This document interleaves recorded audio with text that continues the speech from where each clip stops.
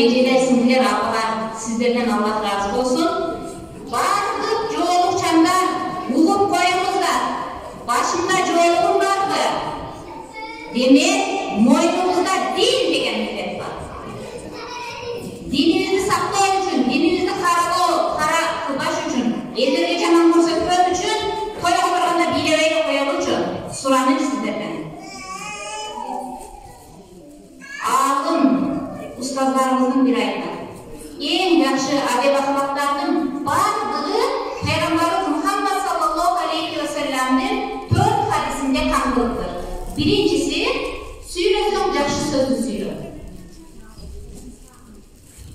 Man kana yu'minu Пайгамбарыбыз саллаллаху алейхи ва саллам айтқан man kana yu'minu billahi wal yawmil akhir falyaqul khayran aw liyasmut.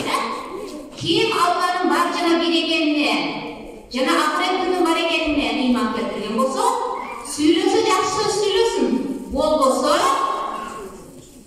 унчукпасын.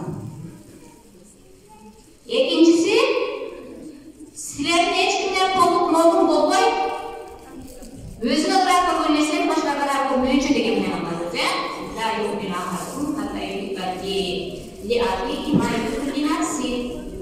Üçüncüsü, Peygamberimiz sallallahu aleyhi ve sellem'e bir kişi gelip, o Allah'ın elçisi bana vasiyet kılınız dediğinde Peygamberimiz ne dedi? La takdar, açulanma. Faratta da bir oran, daha sırası daha koşamayıp da açulanma dedi.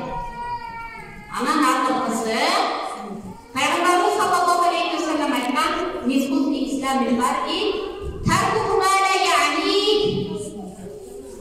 Adamın musulmandığının en жақшы belgisi bu ekan, özüne tiyeshesi жоқ nersege көңүл буруу, аралашпоо, башымтыкпоо мындай чечим. Мага тиешеси жоқ нерседе, демек аралашпай да коеюн. Мага тиешеси жоқ. Сөз болобу, иш болобу, аралашып